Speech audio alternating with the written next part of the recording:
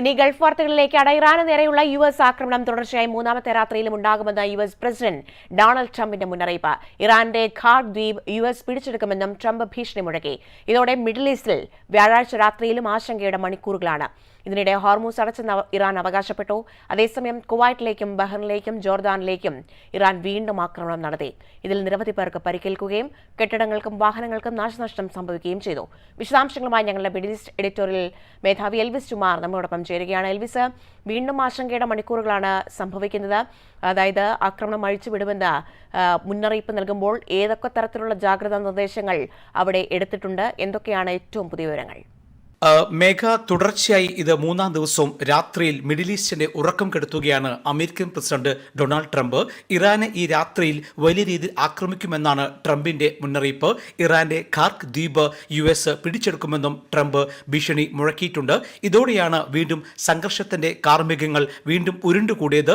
ഇറാന്റെ നാവികസേന, വ്യോമസേന, റഡാർ തുടങ്ങിയ എല്ലാ പ്രതിരോധ സംവിധാനങ്ങളും നശിപ്പിച്ചുവെന്നും ട്രംപ് സമൂഹ മാധ്യമത്തിലൂടെ വ്യക്തമാക്കി. ട്രംപിനെയും US നീക്കങ്ങളെയും പ്രതിരോധിക്കാൻ ഇറാനും തയ്യാറെടുത്തു കഴിഞ്ഞു. ഇതോടെ ഇരു രാജ്യങ്ങൾ വീണ്ടും കൊമ്പുകോർത്ത് സംഘർഷാവസ്ഥ വീണ്ടും രൂക്ഷമാകുമെന്ന ആശങ്കയാണ് ഇപ്പോൾ ഉള്ളത്. ഹോർമുസ് കടലിടുക്കിന് സമീപം കഴിഞ്ഞ ദിവസം US-ന്റെ അപ്പാച്ചി എന്ന ഹെലികോപ്റ്റർ വെടിവെച്ചിട്ടതോടെയാണ് സംഘർഷം രൂക്ഷമായത്.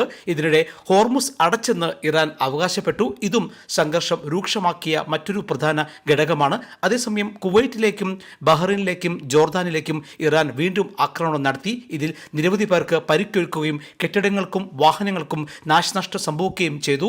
കുവൈറ്റ് 5 മണിക്കൂറോളം ഇന്ന് വ്യോമപാത അടച്ചിട്ടു. കുവൈറ്റിലേക്ക് 48 മണിക്കൂറിനിടെ 24 ഡ്രോണുകളെത്തി.